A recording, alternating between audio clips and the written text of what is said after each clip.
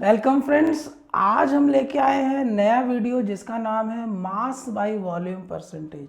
Concentration term discuss कर रहे थे, मास परसेंटेज कर लिया, वॉल्यूम परसेंटेज कर लिया। आज हम करेंगे मास बाय वॉल्यूम परसेंटेज। दोनों मैंने उनकी प्रैक्टिकल यूटिलिटी भी बताई थी। जिसने वो वीडियो नहीं देखा है प्लीज़ जाके देख लीजिए, तो आपको यहाँ पर चीज़ें और ज़्यादा क्लियर हो जाएंगी, आपकी अंडरस्टैंडिंग और ज़्यादा अच्छी हो जाएगी।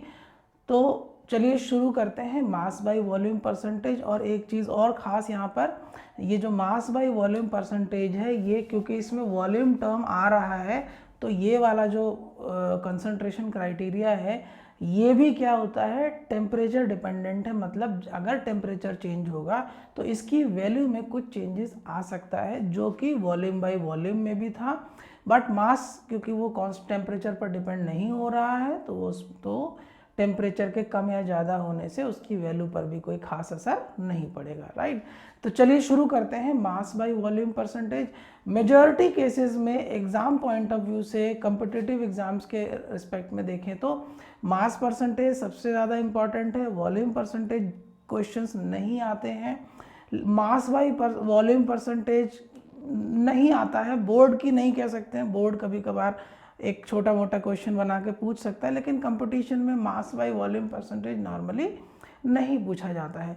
प्रैक्टिकल यूटिलिटी की बात करें तो जो मास बाय वॉल्यूम परसेंटेज है ये उन जगहों पर यूज़ होता है जहाँ पर जो सोल्यूशन तैयार किया गया है उसमें मास के रिस्पेक्ट में भी कॉम्पोजिशन तैयार की गई है और वॉल्यूम के रिस्पेक्ट में भी। मतलब एक सॉल्वेंट में जो सॉल्यूट डाला गया है वो मास वाइज भी डाला गया है। मतलब जैसे एक ग्लास में 10 ग्राम चीनी, तो हमने चीनी का जो है वो वेट मेजर करके उसमें डाला है, तो ये हो गया मास कॉम्पोजिशन हमने सॉल्वेंट में ऐड किया है।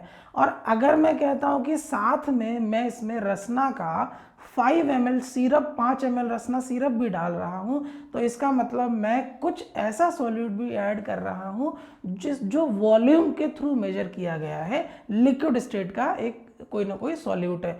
तो जहाँ पर दोनों टाइप के मतलब कंस्टिट्यूएंट एलिमेंट्स हम यूज़ करते हैं सॉल्यूशन तैयार करने के लिए, वहाँ पर इस तरीके की कॉम्पोजिशंस को यूज़ किया जाता है। इन जनरल मेडिकल इंडस्ट्री में यूज़ होता है। आपकी जो ओरल सस्पेंशंस होते हैं, जो खांसी वाली दवाइयाँ होती हैं, या छोटे बच्चों के जो सिरप होते हैं, वो नॉर्मली उनमें क्या होता है, कुछ ऐसे सब्सटेंस भी ऐड करते हैं जो मास के थ्रू या वेट के मेजरमेंट के थ्रू ऐड किए जाते हैं, और कुछ ऐसे सब्सटेंस या सॉल्यूट्स भी ऐड किए जाते हैं जो लिक्विड फॉर्म में ऐड किए जाते हैं। तो चलिए मास बाय वॉल्यूम परसेंटेज शुरू करते हैं। It is denoted by WY/V। तो मास बाई मास में WY/W या M/M, वॉल्यूम परसेंटेज में V/V, और मास बाई वॉल्यूम परसेंटेज में W/V। तो वेट बाई वॉल्यूम। डेफिनेशन क्या कहती है, the mass of solute in grams, क्योंकि यहाँ पर क्या है, मास परसेंटेज निकाल रहे हैं, तो सॉल्यूट जो होगा वो किस में हो रहा है, ग्राम में हो रहा है। प्रेजेंट इन, बाद में वॉल्यूम टर्म है, प्रेजेंट इन 100 ml सोल्यूशन। मतलब एक ऐसा सॉल्यूट हम ऐड कर रहे हैं जो कि ग्राम्स में ऐड कर रहे हैं, which is present in 100 ml solution, और it is the mass of solute which is dissolve in 100 ml of solution. तो volume by mass by weight की डेफिनेशन ये होती है। फॉर्मूला अगर देखें बहुत ज़्यादा कोई अंतर नहीं है, ऑलरेडी हम पहले पढ़ चुके हैं। ऊपर रहेगा मास ऑफ सॉल्यूट, नीचे रहेगा वॉल्यूम ऑफ सॉल्यूशन, तभी हमारा जो है मास बाई वॉल्यूम परसेंटेज बनता है। और परसेंटेज के लिए हम लोग 100 से मल्टीप्लाई कर देते हैं। अगर किसी ने पहले 2 वीडियो देखे हैं तो उसके लिए ये वाला टॉपिक जो है बहुत आसान हो जाएगा। चलिए अब हम आते हैं इसकी प्रैक्टिकल यूटिलिटी पर। जैसे हमने पिछले वीडियो में समझा था, यहाँ पर भी वही समझते हैं।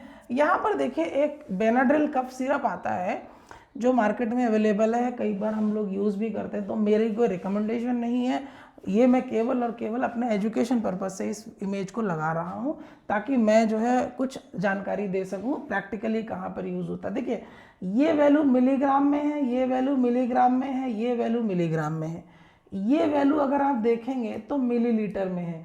तो ये तीनों वैल्यू क्या है, मिलीग्राम में है।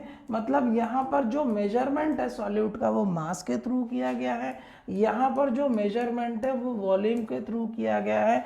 मतलब ये एक ऐसा सॉल्यूशन बनाया गया है जहाँ पर हमने जो भी सॉल्यूट इसमें ऐड किए हैं वो बाई मास भी डाले हैं और बाई वॉल्यूम भी डाले हैं। तो ऐसे केस में मास बाई वॉल्यूम यूज़ कर सकते हैं। क्राइटेरिया मेडिसिन इंडस्ट्री में यूज़ होता है इस तरीके के फॉर्मूले। और दूसरा यहाँ पर देखिए 5% V by V, 5% volume by volume. मतलब इसमें जो इथेनॉल ऐड है, इथेनॉल मतलब अल्कोहल की ही कैटेगरी हो गया है, तो जो इसमें इथेनॉल ऐड किया गया है वो 5% है। देखिए यहाँ पर क्या बोला है, यहाँ पर 5, हाँ ये रहा, ये है ईच 5 ml। तो जो 5 ml का जो आपका जो ढक्कन होता है उसमें जो मेजरमेंट आता है 5 ml का, तो 5 ml में देखेंगे तो ये क्या बोल रहा है, 5% वॉल्यूम बाई वॉल्यूम, ठीक है ना। तो यहाँ पर हर 5 ml में 14 मिलीग्राम ये वाला कॉम्पोजिशन होगा, 138 मिलीग्राम ये केमिकल होगा, राइट। अब लेकिन बात आती है लिक्विड की, जो इसमें इथेनॉल ऐड है ये वॉल्यूम बाई वॉल्यूम के रिस्पेक्ट में दिया गया है। मतलब ये जो है मिलीलीटर के कॉम्पोजिशन में आपको बताया गया। तो यहाँ पर क्या हो रहा है, हमारे पास 5 ml का सिरप तो बड़ा होगा, 50, 70, 100 ml का हो सकता है, लेकिन कॉम्पोजिशन ये किसकी दी गई है, 5 ml डोज की। उस 5 ml में इसका 5% होगा, 5% ऑफ 5 ml। तो अप्रॉक्सीमेटली ये हमारा बैठता है 25/100, मतलब 0.25 डिवाइडेड बाई 5 ml। मतलब हर 5 ml में 0.25 ml जो होगा वो इथेनॉल होगा। तो ये वैल्यूज जो है हम इस तरीके से भी कैलकुलेट की जा सकती है। तो जब भी आप कभी घर में दवाइयाँ, आपके ऑब्वियसली सबके घर में दवाइयाँ रहती भी हैं, अगर आप कभी अपने को जो है आपके घर में दवाई है तो उसको जाके देखिए, आप उसमें कॉम्पोजिशन को चेक कीजिए, तब आपको पिक्चर क्लियर होगी कि जो भी हम ये कॉन्सेंट्रेशन टर्म यूज़ करते हैं उनका एक्चुअली प्रैक्टिकली यूज़ होता भी है कि नहीं होता है। क्योंकि कई बार क्या होता है, हम पूरा चैप्टर पढ़ जाते हैं, हमें पता ही नहीं चलता कि इसका यूज़ कहाँ हो रहा है। फार्मास्यूटिकल इंडस्ट्रीज़, मेडिसिन इंडस्ट्रीज़, जो भी स्टूडेंट अपना जो है करियर मेडिसिन में देखते हैं, अपना करियर ये नीट के थ्रू जाना चाह रहे हैं या फार्मेसी में जाना चाह रहे हैं, बी फार्मा, डी फार्मा करना चाह रहे हैं, उनको ये वाले चैप्टर को बहुत ध्यान से पढ़ना चाहिए। उनको ये वैल्यूज़ भी पता होनी चाहिए, क्योंकि फार्मेसी के जो कम्पिटिटिव एग्जाम्स होते हैं, हालांकि नीट वगैरह में तो इस तरीके के क्वेश्चंस नहीं आते हैं, फार्मेसी के जो कम्पिटिटिव एग्जाम हो जाते हैं, जो उनके पर्टिकुलर यूनिवर्सिटी के कम्पिटिटिव एग्जाम या एंट्रेंस एग्जाम होते हैं, या यूनिवर्सिटी में जो फर्स्ट ईयर के एग्जाम होते हैं, तो वहाँ पर इस तरीके के क्वेश्चंस जो है वो आ जाते हैं। तो ये ऑलरेडी हम लोग जो है 12th में पढ़ चुके होते हैं। चलिए एक क्वेश्चन देख लेते हैं, बहुत ही आसान सा क्वेश्चन है। What is meant by 10% weight by volume. 10% मैंने क्या बोला है, जब भी कभी परसेंट दिया होगा तो हम क्या मान लेंगे, 100 ml। तो हम क्या कहेंगे, जो हमारा सॉल्यूशन है ये कितना है, 100 ml का है। और 100 ml में ये जो 10 है, मतलब 10 क्या है, वेट है, तो 10 ग्राम, मतलब पर 100 ml में जो 10 ग्राम होगा वो सॉल्यूट ऐड किया गया है। तो 10 ग्राम जो है वो सॉल्यूट ऐड है हर 100 ml में। अगर 200 ml में कितना सॉल्यूट हो जाएगा, 20 ग्राम। 1000 ml में कितना हो जाएगा, वो मल्टीप्लाई बाई रिस्पेक्टिव जो भी हमारा फैक्टर होगा उसके साथ मल्टीप्लाई कर देंगे।